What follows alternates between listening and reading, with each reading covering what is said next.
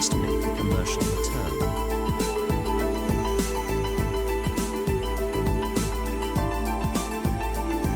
This is the reality of ship operation.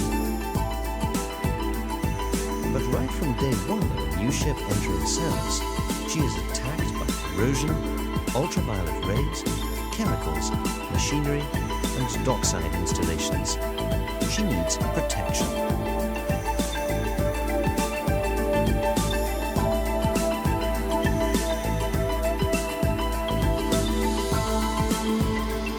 During a ship's construction, choices are made which can decide how commercially successful she is going to be. One of the most critical choices, involving millions of dollars, is the paint system which will be applied for her protection.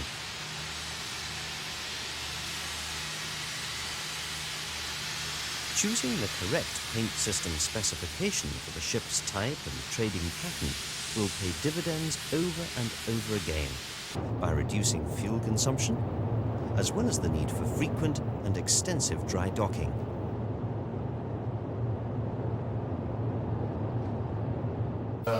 Good shipyards and manufacturers of modern marine paints make all the technical information available to ship owners to help them make the correct choice. 10 days later, after This video will discuss some of the issues of cost-effective management of shipboard maintenance, which interest head office staff and senior officers on board ship. 10 days later. The price are in line with the competition. What does cost-effective management of onboard maintenance mean? It simply means knowing what job a paint system is required to perform and in what situations. For example, it stands to reason that a paint which is right for protecting the underside of the hull may not be right for protecting the insides of edible cargo holds or the accommodation areas. Conversely, a paint system which is ideal for protecting the machinery housed in the engine room may prove to be useless for protecting the deck area. Why is one marine paint different from another? Paints are generally made up of binder, pigment, extenders, solvents, and additives. The variation in these components will decide the paint's final characteristics, which determine the job for which the paint is designed, and of course its price. For example, a full hull repaint job can cost anything from $180,000 to $260,000. The annual cost of onboard maintenance can be more than $40,000. Using a paint for what it was designed for is cost-effective and beneficial. Using it elsewhere may be a complete waste. Broadly speaking, 4 main categories of paint are used in marine application. These are primers, intermediates, and finishing paints, and anti-fouling paint used on hulls only. In general, the paint system is required to achieve 3 things: protection, hygiene, and decoration. Let's look at protection first.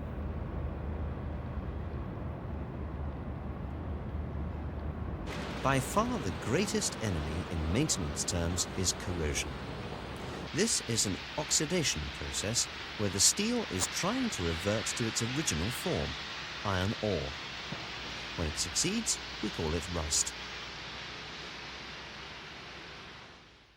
Rusting is an electrochemical activity, much like the process inside a battery when electrical energy is discharged from it as electrons flow from anode to cathode. During the production of steel, various crystals form a loose mash seen in this picture. If moisture and oxygen can get into this mash of crystals, this will form an electrolyte. Electrical energy is discharged. The iron crystals oxidize and rust forms. The steel corrodes. But if moisture and oxygen are prevented from entering the steel, no rust can form. There is one more way to prevent corrosion. Remember that electrical current flows from positive to negative, from anode to cathode. If a more positively charged anode is placed next to the steel, such as zinc, it is that which will be corroding away rather than the steel.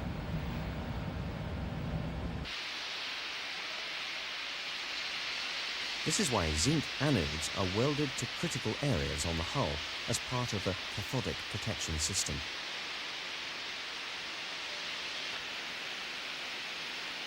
Of course, other chemicals can attack the steel and cause corrosion, for instance, an acidic cargo.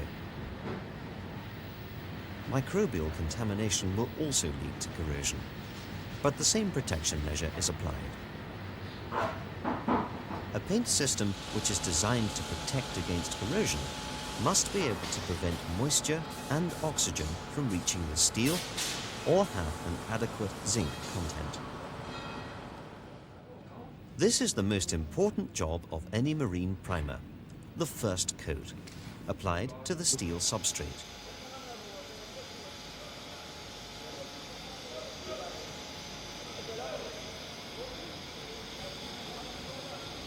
The primer must have good adhesion properties to form a strong bond with the steel.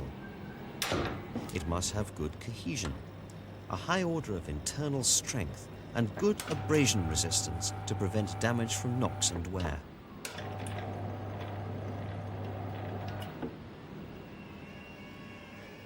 It must have good inertness, that is, strong resistance to corrosion and chemicals.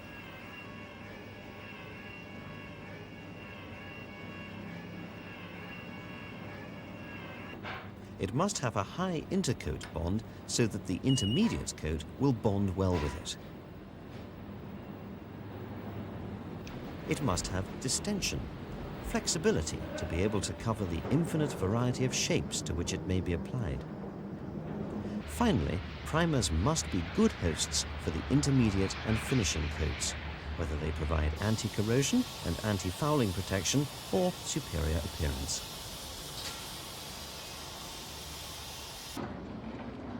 As far as primers are concerned, the golden rule is choose it carefully and use it wisely, and you will be very cost-effective in your maintenance.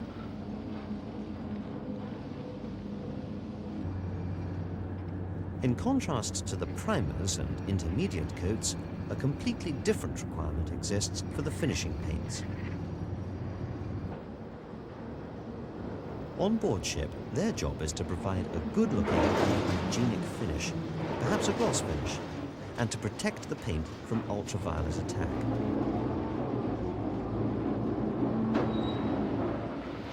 A finishing paint applied to the underwater section of the hull must give anti-foul protection as well as a smooth surface to reduce friction between the ship and the surrounding water. This smoothness will be determined by the existing condition of the hull before the paint is applied. This is where the quality of the preparation work plays a major role.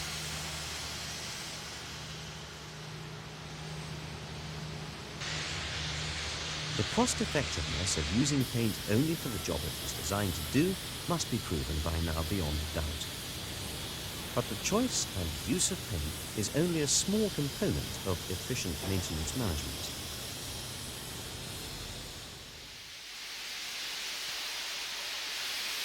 Effective protection of the ship depends a great deal more on how the surfaces have been prepared and how well the paint has been applied than on the quality of the marine paint chosen. This fact is the most important to remember, and the most often ignored. The logical thing to assume is that the prudent ship owner chose the best paint systems for his ship. And one for the deck. The task for the onboard management team is to manage the ship maintenance program cost-effectively. This involves obtaining the best possible tools for surface preparation and paint application, monitoring the performance of the chosen paint systems over time, maintaining its protective function as necessary, and considering upgrading those specifications which did not prove adequate during the ship's working cycle. Good maintenance starts with frequent inspection of the ship. Routine inspection can reveal any damage or rust which may have appeared since the last inspection.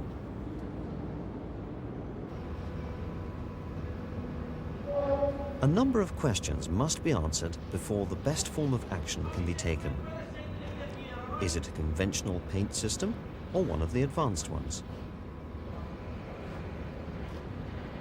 Has the paint performed as expected since it was applied?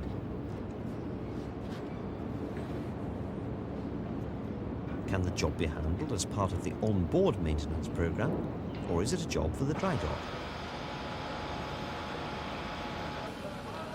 Some paint systems are suitable for use in different parts of the ship where they perform similar protective functions. If a more demanding specification is considered for one site, should the other locations where the same paint system is used benefit from the upgrade? Does the new system require better surface preparation? And can the ship's crew carry out that degree of precision? What is the preferred application method? Is the ship's crew equipped to carry out the correct application? What is the most economic quantity to order? When and from where? As part of the planning process, the existing tools, equipment and paint stocks have to be checked. What quantities are there available? Are they in date? Which systems will not be used again? What new equipment or safety protection will need to be ordered? Is there adequate personal protection equipment on board? To answer all these questions correctly, information is needed. If the task is simply to reorder existing systems, it is of course simple. If, on the other hand, upgrading of specifications is necessary, a greater knowledge of the properties of the systems available, together with their compatibility with existing coatings, is needed. This is where the technical information available from paint manufacturers will assist the decision-making process. The hazards at sea, and where they are most prevalent, are well known by the team. They now need to match these hazards with a range of available marine paints from which to make the most appropriate choice. If conventional paint systems are under consideration, these are best used on deck, superstructure, in the engine room, and in the accommodation areas. These are invariably alkyds, epoxy esters, or urethane oil-based paints, which will give reasonable protection against seawater spray, freshwater, oil and sunlight. These are single-pack systems which dry by reacting with oxygen. Vinyl paint systems are suitable for use in most areas of the ship. Various modified systems are available, and they all give a good plastic-like surface protection. Several coats are needed, especially if applied by rollers, as their solids content is low. They dry by solvent evaporation. More advanced systems, such as an epoxy or modified epoxy-based system, can be used for a variety of heavy-duty protection. For this reason, they may be cost-effectively used on the underwater hull section or inside tank surfaces where extra protection is required.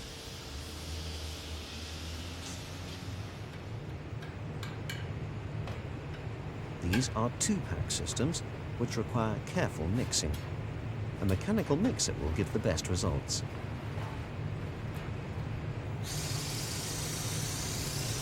They dry by chemical curing to form a very good coating which can resist a wide range of chemical cargoes.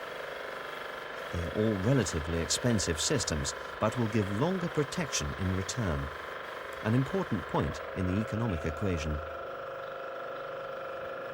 The polyurethane-based system is a two-pack advanced paint with excellent chemical resistance. It is mainly used on superstructure, giving an exceptionally hard-wearing surface. The system can also be used in cargo tanks which hold a variety of cargoes, as this paint will clean easily and withstand most attacks. It is an expensive system. It can still be cost-effective, however, if the areas of application are chosen wisely. A great deal of information about all the paint systems is available from the manufacturers. During planning, it must be taken into account that the relative price difference between one system and another can fade into insignificance in comparison to the cost penalty arising from applying any of your chosen paints to badly prepared surfaces.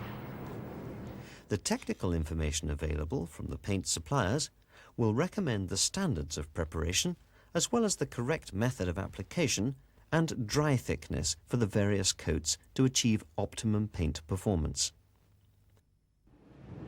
Information may also be sought about the best ways to calculate the required quantities, how to avoid over-ordering, stock rotation, shelf life, removal of redundant paints and solvents, and safe disposal. Depending on the type of paint, solvents and cleaning agents you use, an element of risk is present when you store and work with these materials. Adequate eye protection, skin protection and respiratory equipment must be available. And ventilation of the paint store must be ensured. An important aspect of planning your maintenance programs is to ensure that both the personnel involved and the ship itself is protected from the hazards these materials represent on board.